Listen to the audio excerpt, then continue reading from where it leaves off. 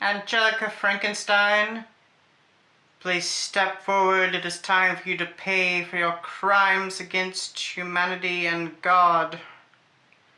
It's not that kind of book.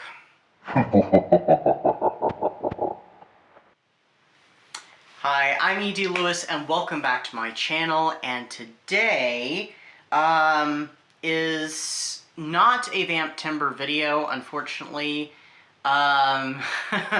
We are in the last days of Vamptember. I'm filming this on Friday.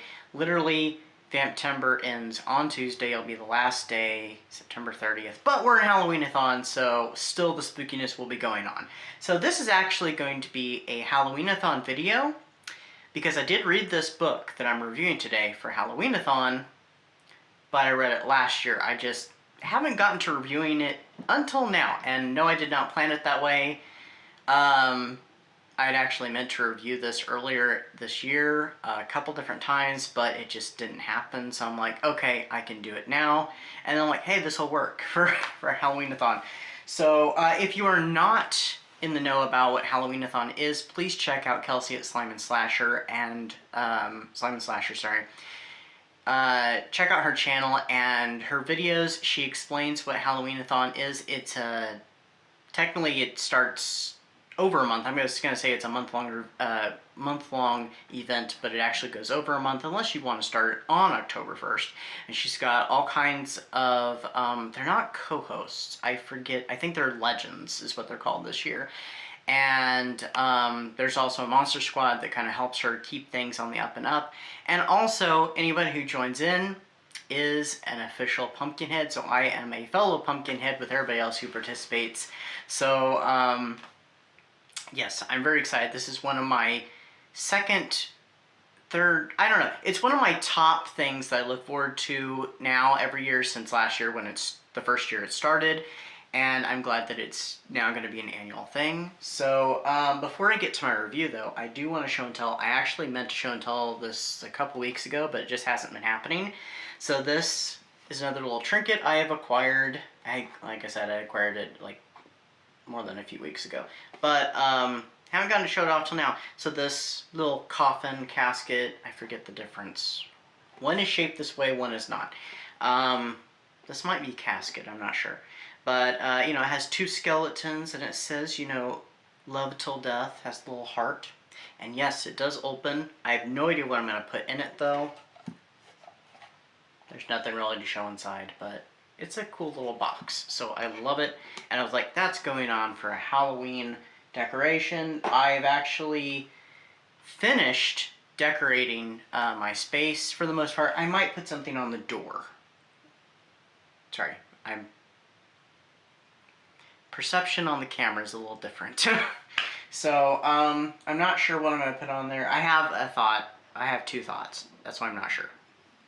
So, but of course, there'll be more detail on this in my vlog, which I'm currently filming. So, today's review is another Frankenstein review. The last one, I actually forgot to mention that it was one, so I had to do it in my editing. I forget now which number this is, so it will appear in the description and on the title, the thumbnail, and also probably here on the screen. But we're doing another Frankenstein review. This one is not horror, but it is spooky, and it is perfect for spooky season. It even kind of talks about that on the back of the cover, which I will read that part. Yes, I will read that part of it. Now, of course, I got this last year. I ended up reading it for Halloween-a-thon. I was a little behind on it, so it took me a little bit of time. Plus, I also went on a very, very brief trip. I had to go somewhere, and so it went with me. But yeah, I really enjoyed this. I should be saying that at the end of the review. So this is Angelika Frankenstein Makes Her Match. It is by Sally Thorne. It is a romantic comedy, but it does have spooky stuff, like the back here says at the bottom of the description.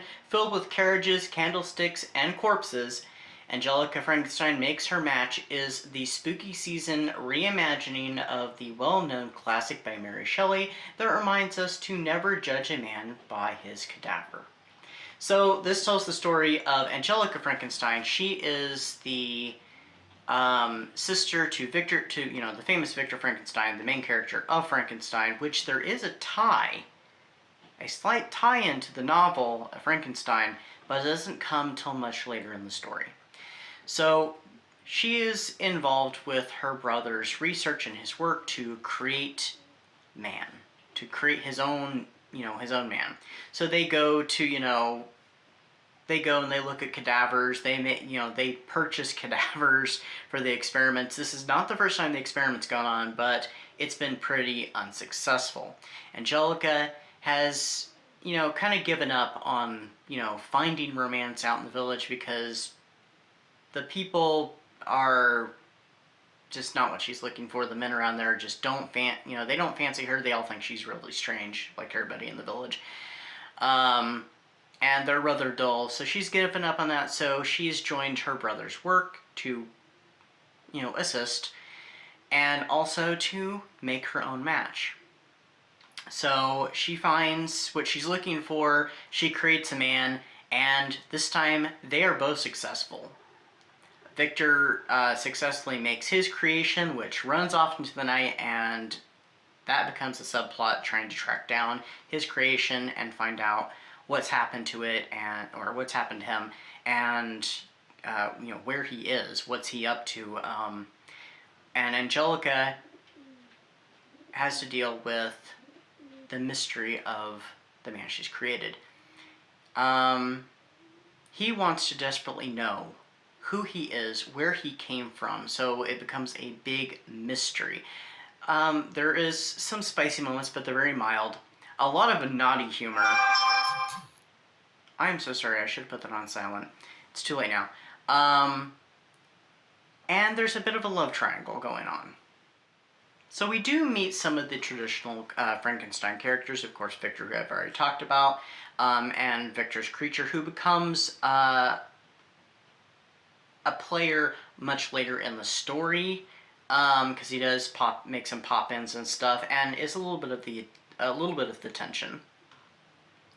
We also meet Elizabeth, who has a very different background than she does in the original Frankenstein novel. She is not an orphan who is raised by the Frankenstein family as a surrogate sister to Victor, and ultimately who he becomes betrothed to.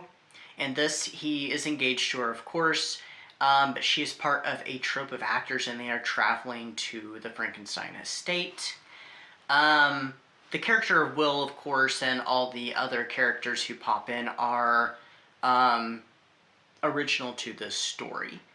I thought it was a fun book. It is, you know, it's got several amusing parts. It gets naughty and a little spicy, but nothing really happens in the spicy. So if you're not into that aspect of novels, you don't have to worry about it, because I know some not into, you know, super spicy, naughty books. We usually refer to this as smutty books. It's not really that. It has more of naughty humor due to some situations that happen, and so it might make you blush. That's the most spicy it gets. But yeah, I thought it was really fun. It is a little spooky, like it says, and I think it's great for this time of year. It has kind of that slight autumny feel to it. I don't remember when it takes place, in what time of year, but I really liked it, and I'm glad I picked it up. I picked it up merely on a whim, and I thought, ooh, a different, you know, take on Frankenstein. And so I was like, you know what, I'll go ahead and check this out. Originally, I was going to review this with a movie, but I haven't watched that movie for a bit, and I'm not well versed on it. I was going to pair it with Lady Frankenstein, which is a Spanish and I think Italian, I think it's Spanish and Italian co-production from the 1970s, starring Joseph Cotton as Dr. Frankenstein, but it mostly focuses on his daughter. But like I said, I'm not up to reviewing that right now, so this is only going to be a single review. What did I give this? I had to look it up because I could not remember. I knew I enjoyed it quite a bit, and I gave it 4 stars. I know I was a little hard on books last year, and I'm being not so hard on it and focusing more on the enjoyment aspect. I don't think I was so hard on this one. I think I was a little more generous on this one. Some people might not enjoy it so much, and that's okay. We all have different tastes. I just took this merely on an enjoyment level.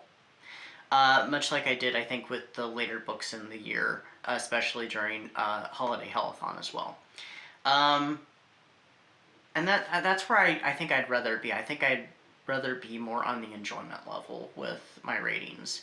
I'm going to have to revisit my ratings a little bit because there is a book from earlier this year I read that I feel like I didn't rate it true to how I rate books, so I'm going to revisit that at some point. So that's my review of Angelika Frankenstein Makes Her Match.